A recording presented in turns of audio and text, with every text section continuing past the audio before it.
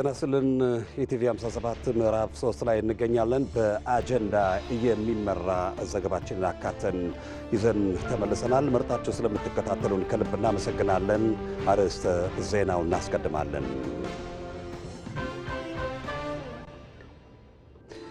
ኢትዮጵያና ማሌዥያ ለጋራ ራዕይ ወዳጅነታቸውን አጠናክረው እንደሚቀጥሉ ጠቅላይ ሚኒስትር አብይ አህመድ ተናገሩ። የማሌዥያና የኢትዮጵያ ግንኙነት የአፍሪካና ኤዥያ ውጤታማ ትብብር ማሳያ ስለመሆኑ ደግሞ የገለጹት የማሌዥያው ጠቅላይ ሚኒስትር ናቸው።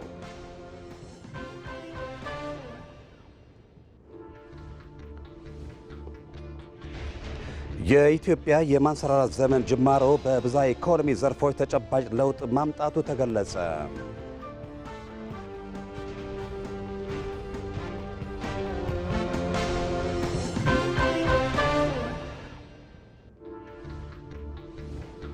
በኢትዮጵያም የከተሜነት ደረጃ ፈጣን እድገትን እያስመዘገበ መሆኑ ተጠቆመ።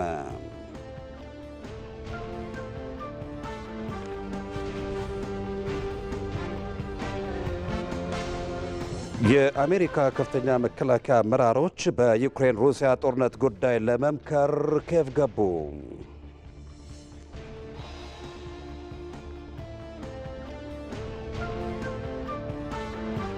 ስፖርት በኢትዮጵያ ዋንጫ ጨዋታዎች ተቋርጦ የነበረው የሲቢኢ የኢትዮጵያ ፕሪሚየር ሊግ ዛሬ በተደረጉ 2 ጨዋታዎች ጀምረዋል።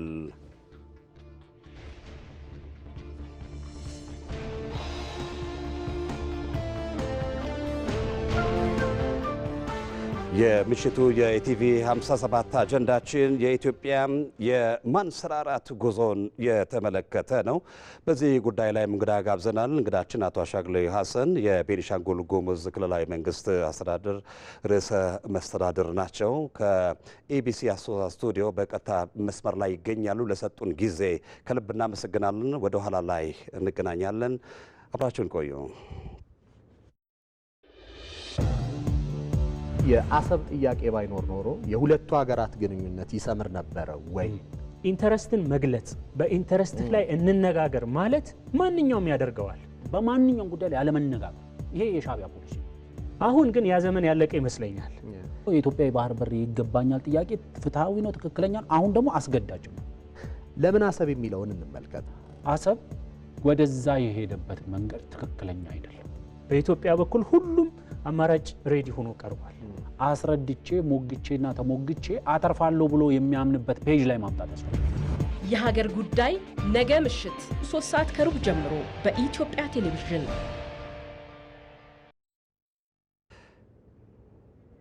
የሀገር ጉዳይ በኢትዮጵያ ቴሌቪዥን ብቻ ነገ ምሽት ጠብቃችሁ ተከታተሉት። ወደ ዜናዎቻችን ተሸጋግረናል። ኢትዮጵያና ማሌዥያ ለጋራ ራዕይ ወዳጅነታቸውን አጠናክረው እንደሚቀጥሉ ጠቅላይ ሚኒስትር ዶክተር አብይ አህመድ ተናገሩ።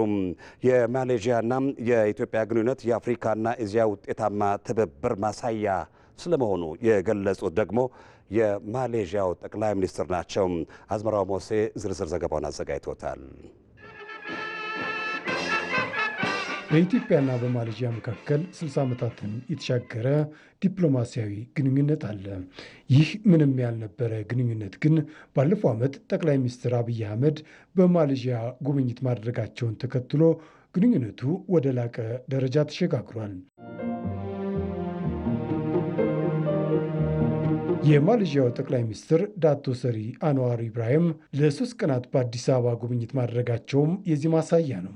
ጠቅላይ ሚኒስትሩ ማሌዥያውያን ኢትዮጵያ ያላትን ታሪክ በደንብ እንደሚገነዘቡ ገልጸው ይህም ለሀገራቱ ግንኙነት ልዩ ገጽታ እንደሚሰጠው ተናግረዋል። ሁለቱ ሀገራት ጥልቅ ወደሆነ ወዳጅነት መሸጋገራቸውንም በማንሳት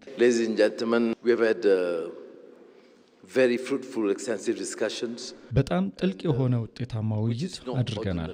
ጠቅላይ ሚኒስትር አብይ ማሌዥያ መጥተው ያደረጉት ጉብኝት ለዚህ ወዳጅነት አብቅቶናል።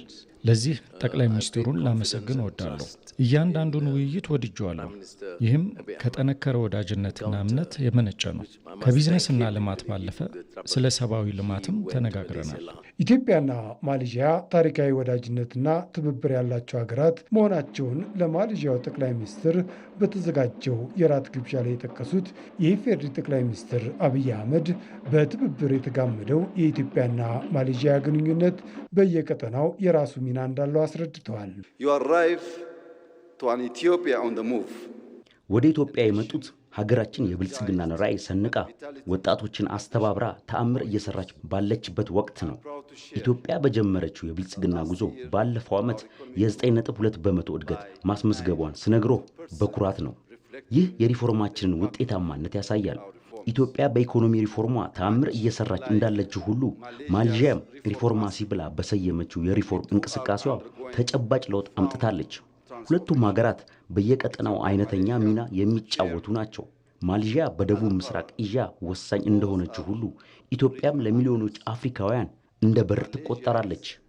ኢትዮጵያና ማሌዥያ ለጋራ ራዕይ ወዳጅነታቸውን አጠናክረው ይቀጥላሉ ያሉት ጠቅላይ ሚኒስትር አብይ አህመድ የማሌዥያው ጠቅላይ ሚኒስትር ጉብኝት ሌላ አዲስ ምዕራፍ የከፈተ ስለመሆኑም አመላክተዋል። Our partnership can link our two continents and expand. ይህ አጋርነታችን ሁለቱን አህጉራት ከማስተባበር ባለፈ በአግሮ ፕሮሰሲንግ፣ ፋይናንስ፣ ማኑፋክቸሪንግ፣ ኢነርጂና ቱሪዝም የጋራ ልማት ዕድሎችን ይፈጥራል። እዚህ ላላችሁ የማሌዥያ አልሚዎች ኢትዮጵያ እንደ አገር ትቀበላችኋለች። ዋና ዋና ተቋማትን ክፍት በማድረግ ሕጎችን በማሻሻል የፈጠራ ሥራዎችን ጥበቃ በማጠናከር እንዲሁም አልሚዎችን በመጠበቅና ልዩ የኢንዱስትሪ ከባቢዎችን በመፍጠር ለአፍሪካ ገበያም የተመቻቸ ሁኔታዎችን በመፍጠር በጋራ ለመልማት ተዘጋጅተናል። የኢፌዴሪ ጠቅላይ ሚኒስትር አብይ አህመድ ሁለቱ ሀገራት ለአፍሪካና ለኤዥያ ድልድይ መሆናቸውንም ገልጸዋል። የማሌዥያ ጠቅላይ ሚኒስትር ዳቶ ሰሪ አንዋር ቢን ኢብራሂም በኢትዮጵያ የነበራቸውን የ3 ቀናት ይፋዊ የስራ ጉብኝት አጠናቀው ወደ ሀገራቸው ተመልሰዋል። ምክትል ጠቅላይ ሚኒስትር ተመስገን ጥሩነህ የኢትዮጵያ ጉብኝታቸው ላጠናቀቁት የማሌዥያው ጠቅላይ ሚኒስትርና ልዑካን ቡድናቸው በቦሌ ዓለም አቀፍ አውሮፕላን ማረፊያ ተገኝተው አሸኛኘት አድርገዋል። ጠቅላይ ሚኒስትር ዳቶ ሰሪ አንዋር ኢብራሂም በኢትዮጵያ ቆይታቸው ከጠቅላይ ሚኒስትር አብይ አህመድ ጋር በሁለቱ ሀገራት የሁለትዮሽ ሁለንተናዊ የዲፕሎማሲ ትብብር ዙሪያም መክረዋል። በኢትዮጵያና ማሌዥያ መካከል በቱሪዝም፣ በጤና፣ በአየር ትራንስፖርት አገልግሎትና በሌሎች ዘርፎች በትብብር ለመስራት የሚያስችሉ ስምምነቶችም ተፈራርመዋል። የማሌዥያ ጠቅላይ ሚኒስትር ዳቶ ሰሪ አንዋር ኢብራሂም በኢትዮጵያ ቆይታቸው የተለያዩ ተቋማትን ጎብኝተዋል። ከዚህ ባሻገር በአዲስ አበባና ኳላላምፑር ከተሞች መካከልም የትማማችነት የትብብር መግባቢያ ሰነድ ስምምነትም ተፈርመዋል። ዘገባው የሪፖርተራችን ሳምሶን በላይ ነው። የማሌዥያ ጠቅላይ ሚኒስትር ዳቶ ሰሪ አንዋር ቢን ኢብራሂም በኢትዮጵያ የነበራቸው የ3 ቀናት ይፋ የስራ ጉብኝት አጠናቀው ወደ ሀገራቸው ተመልሰዋል። የአሸኛኘት ስነ ስርዓቱን በተንቀሳቃሽ ምስል ደግሞ አብረን እንከታተል እስቲ።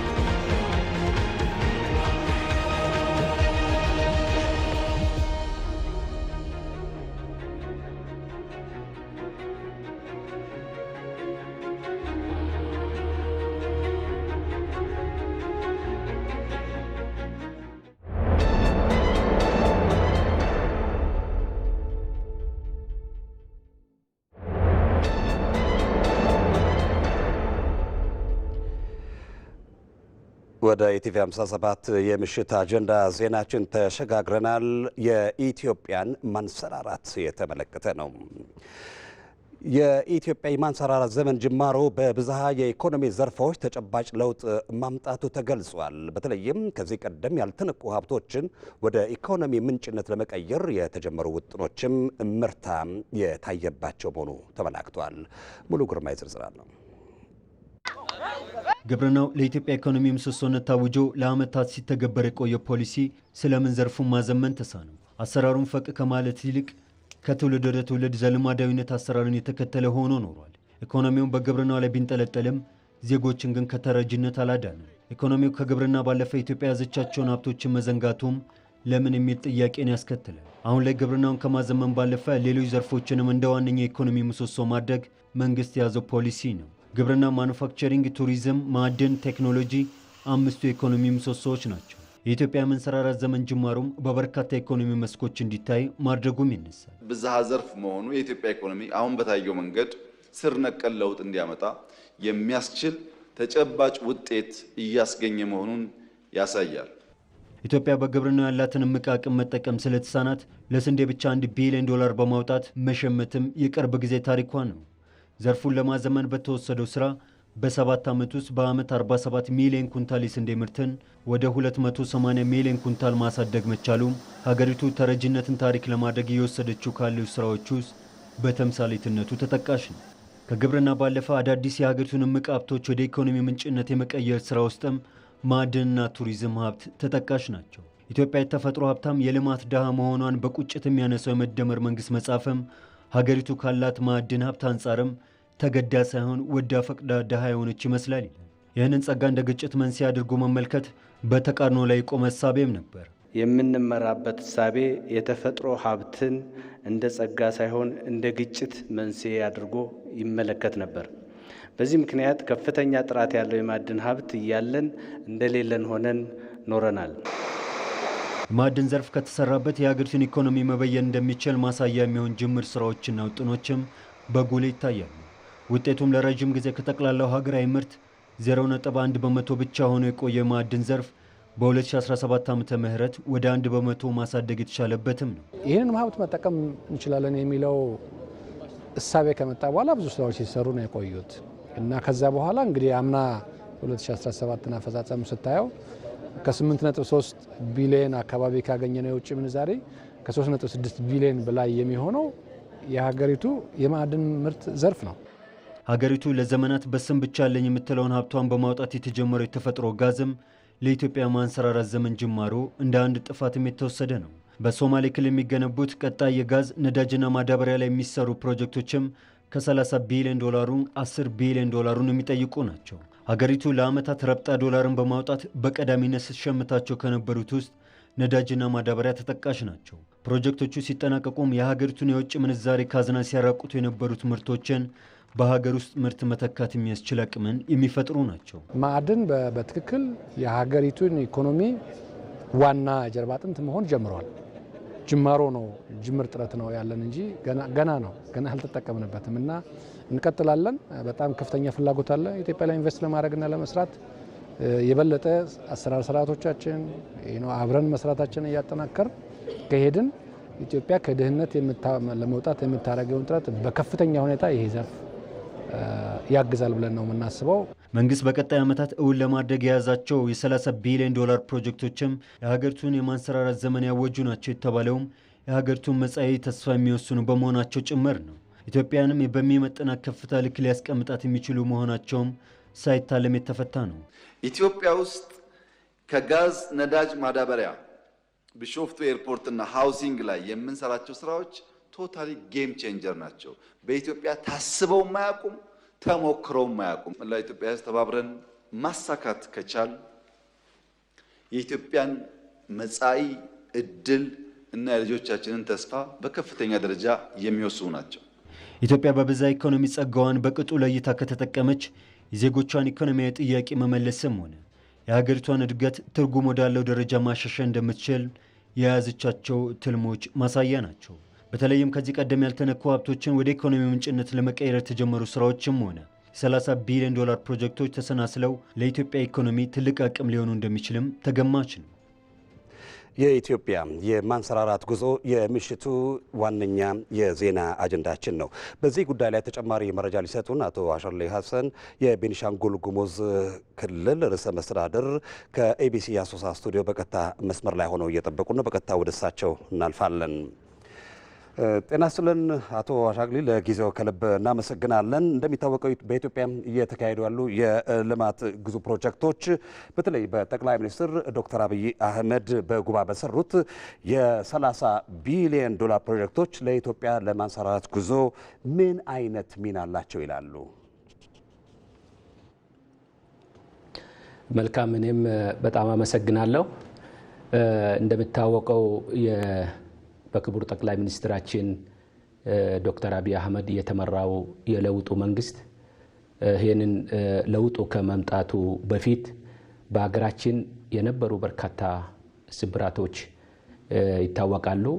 እነዚህ ስብራቶች ለመመለስ የሀገራችን መሪ እና የሚመሩትን መንግስታቸውን የተለያዩ እቅዶች እያዘጋጁ ተግባራዊ እያደረጉ የሚገኙበት ሂደት ነው። በዚህ ሂደት ውስጥ በርካታ የፈተናዎች ሲገጥሙን እንደነበረ ይታወቃል። በእነዚህ ፈተናዎች ውስጥ ግን ሲታዩ የነበሩ እድሎችን የመመልከት ጉዳይ ከፍተኛ ትኩረት የሰጠው ተግባር ነው። ከዚህ አኳያ ባለፉትም የለውጥ ዓመታት በዚህ ሀገር የተመዘገቡ ያሉ ስኬቶች የሚናቁ አይደለም።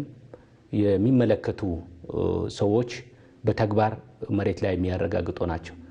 በመላው የሀገራችን አካባቢዎች ከፍተኛ ስኬት እየታጀቡ ያሉ የልማት የመልካም አስተዳደር ስራዎች እየተሰሩ ይገኛሉ። በዚህ ሂደት ባለፈው ዓመት ኢትዮጵያ ከመጣበት ሂደት ወደ ማንሰራራት ዘመን እየተሸጋገረች ነው የሚገኘው። በዚህ ሂደት ክቡር ጠቅላይ ሚኒስትራችን ባለፈው ዓመት በተበሰረው ወይ ደግሞ በተመረቀው የታላቁ ህዳሴ ግድባችን መመረቁ ብቻ ሳይሆን በዛ ሁነት ላይ ለኢትዮጵያ ህዝብ በጣም መልካም የሚባሉ ዜናዎች የተሰሙበት በጣም መልካም የሚባሉ ብስራቶች ለመላው የሀገራችን ህዝብ የተበሰረበት ነው ብሎ መውሰድ ይቻላል። ከዚህ አኳያ የ30 ቢሊየን ፕሮጀክቶች ግዙፍ ፕሮጀክቶች እነዚህ ፕሮጀክቶች በቀላሉ የሚታዩ ሳይሆን የኢትዮጵያውያን የተንከባለሉ እና የኢትዮጵያውያን የመጻኢ ዕድል የብልጽግና ጉዞ አይቀሬነት የሚያመላክቱ ፕሮጀክቶች ናቸው። ለምሳሌ ያህል የጋዝ እና የነዳጅ የማምረት በኢትዮጵያ በብዙ አይነት መንገድ ሲነሳ ነበር። ነገር ግን ተደፍሮ እና ታቅዶ በአግባቡ ክትትል ተደርጎ ወደ ተግባር ለመቀየር የአሁኑ የለውጡ መንግስት ከፍተኛ ስኬት ተደርጎ የሚወሰድ ነው። ስለዚህ አንዱ ከጉባ ስብራቶች መካከል ይህንን ተደርጎ የሚወሰድ ነው። ከዛ በተጨማሪ የመዳበሪያ ብስራትን በመመለከት ኢትዮጵያውያን በአጠቃላይ አብዛኛው የኢትዮጵያን ህዝብ መሰረቱ ከእርሻና ከግብርና ስራ ጋር ነው። ይህንን የግብርና ስራ ለማሳለጥ የለውጡ መንግስት በክቡር ጠቅላይ ሚኒስትራችን የሚመራ ይህንን ስብራት ወይም የመዳበሪያ የማምረት ጉዳይ አጀንዳ ሆኖ አይታወቅም በሀገራችን። ነገር ግን ከፍተኛ ውጪ ወይ ደግሞ የውጭ ምንዛሬ እየወጣ ከውጭ በውድ ዋጋ እያስገባን ምርት ስናመርት የነበረበት ሁኔታ ያለ ይሄንን በዚህ ሂደት ውስጥ ያለ ጊዜ የመግባት በተለያዩ የውጭ ምንዛሬ ፈተናዎች ውስጥም እየቆየን የነበረበት ሁኔታ አለ። ነገር ግን በሀገር ውስጥ የማምረት እድል ያለው አገር ነው። ሁሉም ግብአቶች አሉ በዚህ አገር። ስለዚህ ይሄንን እቅድ ተይዞ የመዳበሪያ ፋብሪካ እውን እና ብስራት ከጉባ ብስራቶች አንዱ ስለሆነ ይሄ ደግሞ የሀገራችን ትልቅ ስብራት የሚጠግን ፕሮጀክት ተደርጎ የሚወሰደው እና ይሄም አንዱ የኢትዮጵያን የመጻኢ ዕድል የኢትዮጵያን ብልጽግና አይቀሬነት የሚወሰድ ፕሮጀክት ነው። ሌላው ከጉባ ብስራቶች መልካም ነው። በመደመር መንግስት እሳቤ ውስጥ እንግዲህ ግዙፍ ፕሮጀክቶች እውን ለማድረግ የኢትዮጵያን ለማልማትና ለማጽናት ትልቅ አስተዋጽኦ እንደሚያደርግ የተቀመጠ ጉዳይ ነውና እነዚህን ግዙፍ ፕሮጀክቶች በመፈጸም ረገድ አብሮ የመስራትና የሀገርን ከፍታ ለማረጋገጥ ምን መደረግ አለበት ይላሉ? መልካም የመደመር መንግስት በቅድሚያ እያሰበ ያለው ቅድም እንዳነሳው አብሮ የመስራት መደመር አብሮ መስራት ነው የሚያስቀድመው። ኢሳቤው ሁሉም ኢትዮጵያውያን ተባብሮ አብረን ለመስራት ነው። በየአካባቢያችን የሚታዩ ጸጋዎች ተጠቅመን የኢትዮጵያን ብልጽግና ለማረጋገጥ ነው። መደመር መንግስትም እያሰበ ያለው ይሄ ነው። የኢትዮጵያ ግዙፍ ፕሮጀክቶችንም ለማሳካት ዓላማ አድርገን ወይ ደግሞ ምን ሚና ይኖረዋል ተብሎ ሲወሰድ በጣም ትልቅ ሚና ይኖራቸዋል። በውጭ ኢምፖርት ስናደርጋቸው የነበሩ ማቴሪያሎች፣ እቃዎች በውድ ዋጋ አሁን በኢትዮጵያውያን የመተካት ስራ እየተሰራ ነው ያለው። ስለዚህ መላ ኢትዮጵያውያን ከመደመር መንግስት ጎን በአንድነት መቆም፣ ሁሉንም ኢትዮጵያውያን ከመደመር ጋር አብሮ መጓዝ አለብን። ለሀገራችን ለህዝባችን ብልጽግና አብሮን መቆም አለብን። ብልጽግና መንግስት እያለ ያለው እየሰበከ ያለው ጉዳይ ይሄ ነው። ስለዚህ የሰላሙ ጉዳይ ሲመጣ በጋራ ቁመን መፍታት አለብን። ፕሮጀክቶች ሲመጡ በጋራ ቁመን መስራት አለብን። አጠቃላይ ያለውን ብልጽግና የሚያቅዳቸው በተለይ ክቡር ጠቅላይ ሚኒስትራችን አቅዶ ይናገራሉ፣ የተናገሩትን ያስፈጽማሉ፣ ይፈጽማሉ። በዚህ ሂደት ውስጥ ከፍተኛ ስኬት ተገኝቷል ብሎ መውሰድ ይቻላል። ከዚህ አኳያ ከመሪያችን ጎን ከለውጡ መንግስት ጎን መላ ኢትዮጵያውያን ከተባበርን ደግሞ ማንፈታው ጉዳይ የለም። ከዚህ በፊትም የነበሩ ስብራቶች የተጠገነው የተከላከልነው ያስመዘገብነው ውጤትን በአንድነት ውስጥ ነው። ስለዚህ ከመደመር እያሰበ ያለው ኢትዮጵያውያን በአንድነት እንድንቆም ነው፣ በትብብር እንድንሰራ ነው። ያቀድናቸው እቅዶች ለማሳካት ከዚህ ቀደም ከለውጡ መንግስት ጋር የቆምነውን ሁሉ አሁን የተበሰሩ ያሉ የጉባ ብስራቶች ደግሞ በአንድነት ቁመን እናሳካለን የሚል እምነት ነው ያለኝ። እንግዲህ በጣም ትክክል ነው የተነሳው ሀሳብ። ይህንን የኢትዮጵያን ከፍታ ለማረጋገጥ እየተዘጋጁ ያሉ እንደገናም ደግሞ ወደ ስራ የተገቡ ግዙፍ ፕሮጀክቶችን በመፈጸም ረገድ ሁሉም ኢትዮጵያውያን በጋራ ሊረባረቡ እንደሚገባ ነው አጽንኦት የሰጡት አቶ አሸርላይ ሀሰን የቤኒሻንጉል ጉሙዝ ክልላዊ መንግስት ርዕሰ መስተዳድር ከኤቢሲ አሶሳ ስቱዲዮ ለሰጡን መረጃና ጊዜ ከልብ እናመሰግናለን። መልካም ጊዜ። እናመሰግናለሁ።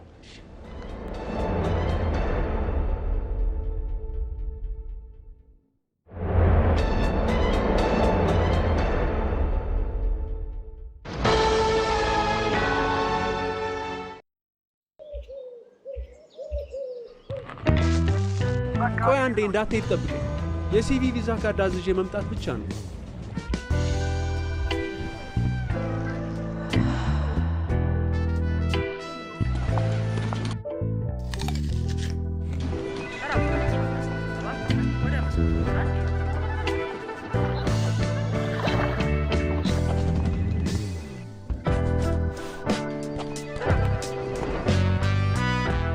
ባንኮ በመዳፎ በያዙት ስልኮ ቤቶ ድረስ ከተፍ ይላል። ሰላም ጤና ይስጥልኝ። በማንኛውም ሰዓት በተመቸው ቀን ባሉበት ሆነው የኢትዮጵያ ንግድ ባንክን ቪዛ ካርዶን በስልኮ ማዘዝ ይችላሉ። የሲቢ ሞባይል ባንኪንግ መተግበሪያውን ይክፈቱ። ባንኪንግ የሚለውን ይክፈቱ። ቪዛ ካርድ ሰርቪስ የሚለውን ይምረጡ። ይፈልጉ ምትክ ወይም አዲስ መጠየቅ። የካርዶን አይነትና የሚወስዱበትን ቅርንጫፍ መርጠው ያረጋግጡ። ባንክ የሚመጡት ካርዶን ለመውሰድ ብቻ ነው። አሁኑኑ ያመልክቱ። በፍጥነት ካርዶን ይውሰዱ። የኢትዮጵያ ንግድ ባንክ ሁሌም የሚተማመኑበት ባንክ።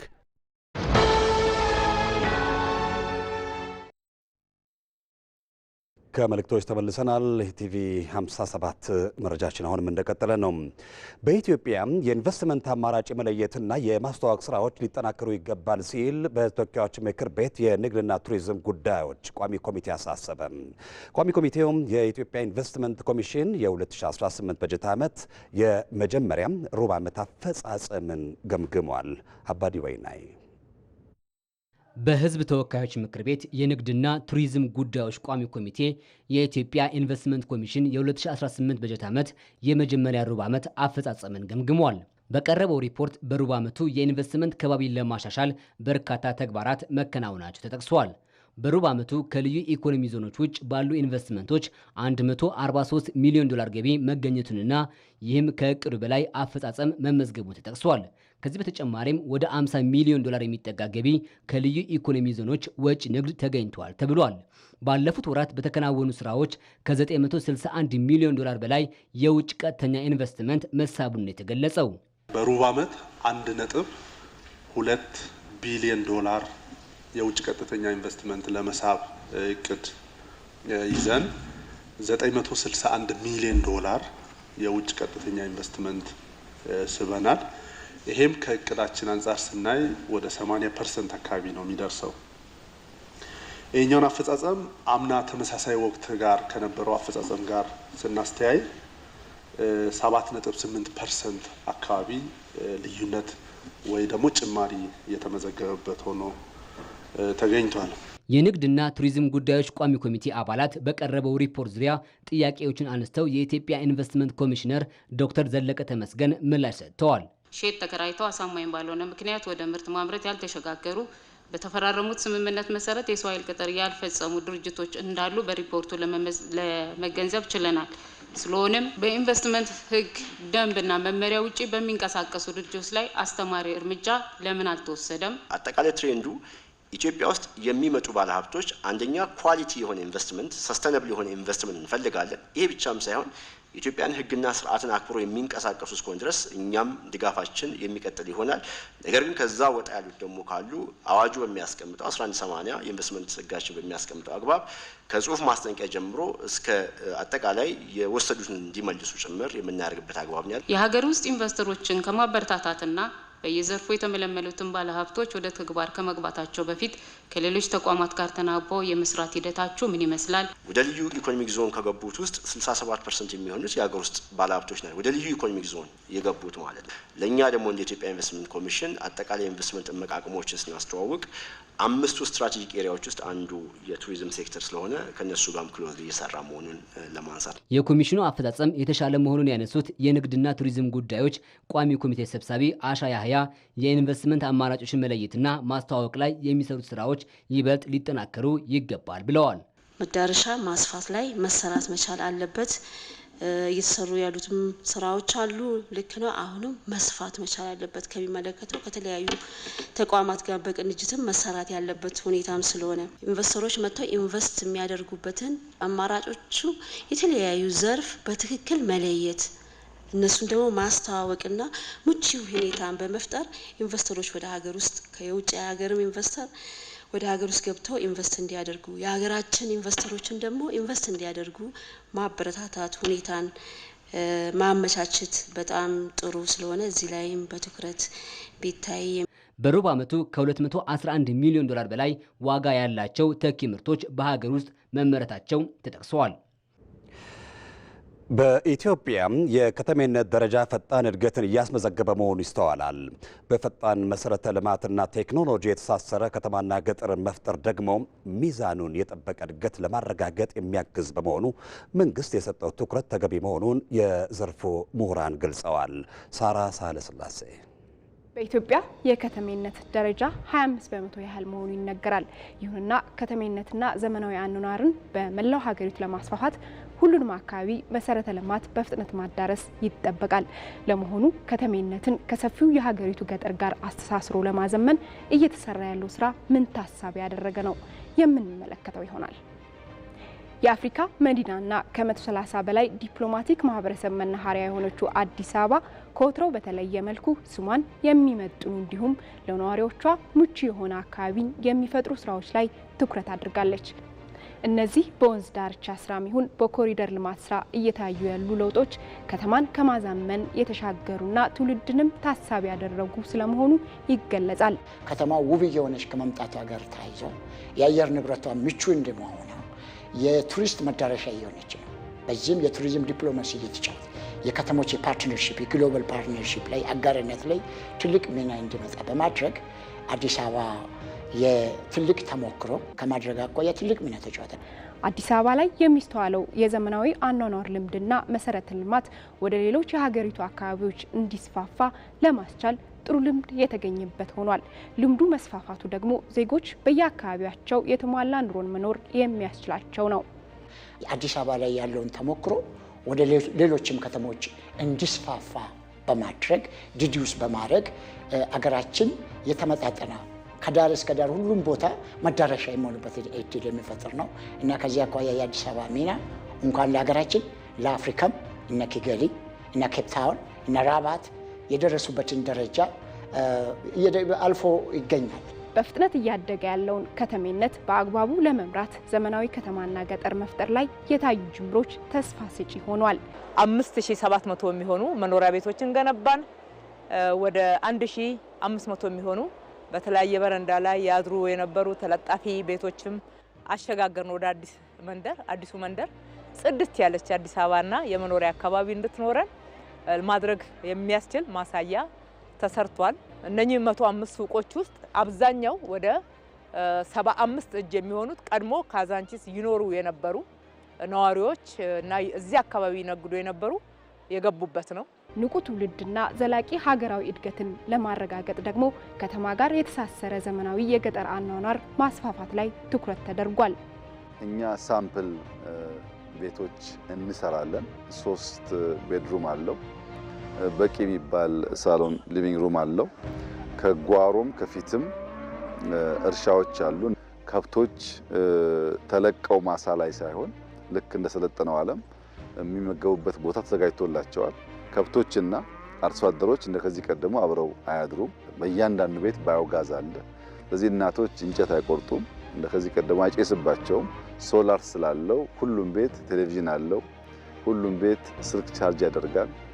መብራት አለው። ሀገር በቀል የግንባታ ቁሳቁሶችን በመጠቀም ወጪ ቆጣቢ የሆኑ መኖሪያ ቤቶችን በመገንባት አርሶም ይሁን አርብቶ አደሩ የተሻለ አኗኗርን የሚመራበት ሁኔታም ማመቻቸት ይጠበቃል።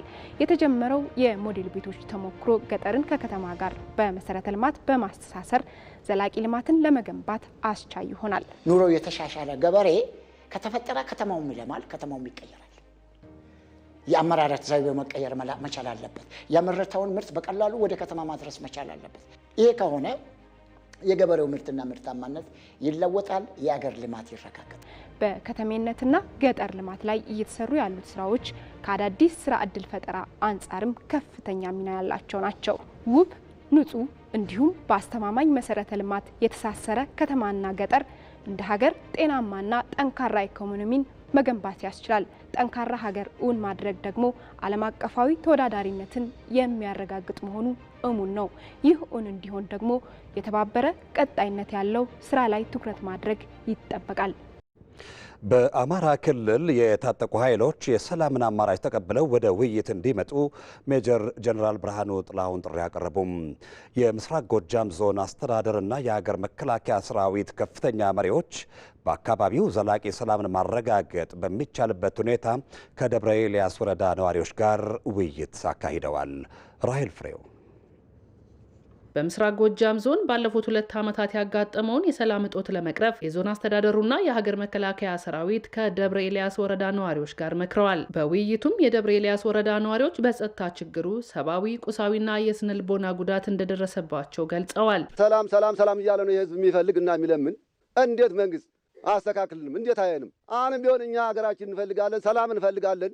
መንግስት በአጭር ጊዜ ወደ ነበረበት ሰላም እንዲመልስልን እኔ እጠይቃለሁ። ህዝብ በነጻነት ሊንቀሳቀስ ይገባል። መንግስት የሰላም ችግሩ በመቀራረብና በውይይት እንዲፈታ የጀመረውን ጥረት አጠናክሮ እንዲቀጥልም የደብረ ኤልያስ ወረዳ ነዋሪዎች ጠይቀዋል። በጦርነት ለውጥ ይመጣል አይመጣም ውሸት ነው፣ ለድርድር ዝግጁ ነው ከማለት ውጭ መንግስት ለህዝቡ ካለ እነዚያን ሰዎች ችግራችሁ ምንድነው ቢላቸው አሁን በጫካ መኖር የሚወድ ያለ በአሁኑ ጊዜ መንግስት መፍትሄ ይስጣቸው። እኛ ሰው እዚህም ሆነ እዚያም ሆነ እንዲሞት አንፈልግም። የምስራቅ ጎጃም ዞን ዋና አስተዳዳሪ ኑርልኝ ብርሃኑ መንግስት ለሰላም የሰጠውን እድል ታጣቂ ኃይሎች ሊጠቀሙበት ይገባል ብለዋል። አካባቢው ወደ ቀድሞ ሰላሙ እንዲመለስም ከህብረተሰቡ ጋር ሆነን እንሰራለን ነው ያሉት። መንግስትም የሚያደርገው ለህዝብ ሲል እያደረገ መጥቷል። አሁንም ያደርጋል። ቀጣይም ከእናንተ ጋር ሆነን የምትሉን ነገር ሁሉ ሆነን እንቀበላለን። ይምጡ ቢቻል ከማህበረሰቡ ጋር የተሻለ ሀብት ፈጥሮ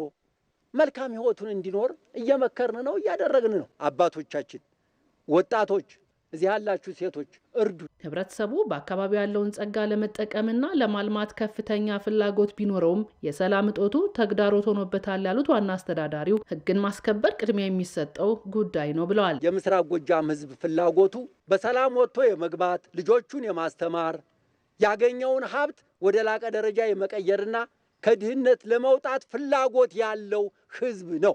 ህግ የሚበጀው ለእናንተ ነው። ህግ እናንተን ሊያስከፋ ሊያስነጉር መቻል የለበትም። እናስተካክላለን። ይሄን በውይይቱ ላይ የተገኙት የሀገር መከላከያ ሰራዊት ከፍተኛ አዛዥ ሜጀር ጀነራል ብርሃኑ ጥላሁን ታጣቂ ኃይሉ ወደ ትክክለኛ የሰላም መንገድ መምጣትና ትምህርት በአግባቡ እንዲቀጥል መደረግ አለበት ብለዋል። የታጠቁ ኃይሎች የሰላም አማራጭን እንዲቀበሉ ህብረተሰቡ እየተወጣ ያለውን ሚና አጠናክሮ እንዲቀጥልም ጠይቀዋል። ትምህርት ቤቶች የሚከፈቱ ቅዱስ ጦርነት ነው የሚሉት ከዚህ መጥፎ ድርጊት ተቆጥበው ወደ ሰላም እንዲመጡ ሽማግሌዎች ይታገሉ። የህዝቡን ሰቆቃ መረዳት፣ በየጊዜው የሚጠፋውን የሰው ህይወት ያለ አግባብ መሆኑ ተረድቶ ወደ ትክክለኛው መንገድ ለመምጣት ልብ ይኑረን፣ ህዝባዊነት ይኑረን። እንደ አሚኮ ዘገባ በመድረኩ የሃይማኖት አባቶች፣ የሀገር ሽማግሌዎችና በየደረጃው የሚገኙ የህብረተሰብ ክፍሎች የታጣው ሰላም እንዲመለስ የድርሻቸውን እንደሚወጡ በመድረኩ አረጋግጠዋል። ባህር በርና ኢትዮጵያ የነገው የአዲስ ቀን የዜና መሰናዶ የሀገር ጉዳያችን ነው። ኢትዮጵያ ለዘመናት ስታስተዳድረው ከኖረችው የባህር በሯ እንድትገለል የተደረገችው ህልውናዋን የማዳከም የረዥም ጊዜ ቤት ሥራ እንደሆነ ይገለጻል። በ1993 የተደረገው የአልጀርስ ስምምነት ኢትዮጵያ የባህር በር ጥያቄ ማቅረብ ዕድል ቢኖራትም በተቃራኒው በብዙ እንደጎዳትም ማየት ይቻላል። አሁን ላይ ይህ ኢፍትሐዊ የሆነ መንገድ ተቀይሮ ጥያቄው ድጋሚ ተነስቷል። ኢቲቪ በነገው የአዲስ ቀን መሰናዶ ኢትዮጵያ ባህር በርን ያጣችበት ታሪካዊ ዳራና አሁን የተነሳው የትውልድ ጥያቄ የሚለውን እያነሳ ቆይታ ያደርጋል። ከ1 ሰዓት እስከ 3 ሰዓት በሚኖረው ቆይታም እንግዶችን በዚሁ ጉዳይ ላይ ጋብዘን ተጨማሪ ዘገባዎችን አክለን እንጠብቃችኋለን። አዲስ ቀን አዲስ ቀን በኢትዮጵያ ቴሌቪዥን ብቻ ጠብቃችሁ ተከታተሉት። የሰዓቱ ዜናችን እንደቀጠለ ነው። ወደ ውጪ ዘገባችን ተሻግረናል። የአሜሪካ ከፍተኛ የመከላከያ አመራሮች በዩክሬን ሩሲያ ጦርነት ጉዳይ ለመምከር ኬቭ ገቡም። የአሜሪካ መከላከያ ቃል አቀባይ እንዳስታወቀው የዩክሬን ሩሲያ ጦርነትን ለማስቆም አሜሪካ አዲስ የሰላም እቅድ አዘጋጅታለች። ይህ እቅድ ዩክሬን ግዛቶችን ለሩሲያ አሳልፋ እንድትሰጥ ወታደሮቿንና ጦር መሳሪያዋን እንድትቀንስ ምክረ ሀሳብ የያዘ መሆኑ እየተገለጸ ነው። የዩክሬኑ ፕሬዚዳንት ዘለንስኪ በድርድር ሂደቱ የዩክሬን ግዛት አጀንዳ ሆኖ ሊቀርብ እንደማይገባ ገልጸዋል። የአሜሪካ የውጭ ጉዳይ ሚኒስትር ሩቢዮ በዚህ ጉዳይ በሰጡት ማብራሪያ ሁለቱም ሀገራት በበቂ ደረጃ ወደ ስምምነት ሊያመጣ የሚችል እቅድ ባይሆንም መደራደሪያ ግን ሊሆን ይችላል ሲሉ ስለ አዲሱ የሰላም እቅድ ገልጸዋል። ዩክሬን የገቡት የአሜሪካ መከላከያ ኃላፊዎች ከዩክሬን የውጭ ጉዳይ ሚኒስትር ጋር መወያየታቸው የተገለጸ ሲሆን በቀጣይ ዘለንስኪን እንደሚገኙ ታውቋል። የአውሮፓ ህብረት በዩክሬን ጉዳይ የአውሮፓ ህብረት በቀጥታ ተሳታፊ ሊሆን ይገባል ሲል በቃል አቀባዩ በኩል አስታውቋል። ለድርድር የተዘጋጀው እቅድ 28 ነጥቦችን የያዘ ሲሆን ፕሬዚዳንት ዶናልድ ትራምፕ ያጸደቁት መሆኑ ተመላክቷል። የሩሲያ ባለስልጣናት ግን ስለ ሰላም እቅዱ ያሉት ነገር የለም። ዘገባው የቢቢሲ ነው። በመጨረሻም ስፖርት። በኢትዮጵያ ዋንጫ ጨዋታዎች ተቋርጦ የነበረው የሲቢኢ የኢትዮጵያ ፕሪሚየር ሊግ ዛሬ በተደረጉ 2 ጨዋታዎች ጀምረዋል። በአዲስ አበባ ስታዲየም የተደረገው የሲዳማ ቡናና መቀለ ሰባ እንደርታ ጨዋታ ያለ ምንም ግብ ሲጠናቀቅ በጨዋታው 73ኛው ደቂቃ ላይ የመቀለ ሰባ እንደርታው ዘለሰናይ ብርሃነ በ2 ቢጫ ካርድ ከሜዳ ወጥቷል። በሐዋሳ ዩኒቨርሲቲ ስታዲየም በተደረገው ጨዋታ ሀሪሲ ነገሌ በተጨማሪ ሰዓት ባገኛቸው ጎሎች አዳማ ከተማን 2-1 አሸንፏል። የሀሪሲ ነገሌን የማሸነፊያ ግቦች ሮቦት ስላሎና ገብረ መስቀል ዱባላ አስቆጥረዋል። የአዳማ ከተማን ብቸኛ ግብ አህመድ ሁሴን አስገኝቷል። ኢቲቪ 57 ከኢትዮጵያ ቴሌቪዥን ለዕለቱ ምሽት የተዘጋጁት ዜናዎቻችን እነዚሁ ናቸው። ከኛ ጋር ስለቆያችሁ ከልብ እናመሰግናለን። ሰለሞን መልሳን ከዜና ክፍል ባልደረቦችና ከስቱዲዮ አጠቃላይ ባለሙያዎች ጋር በመሆን ቆየው። በያላችሁበት ጤና ይስጥልን።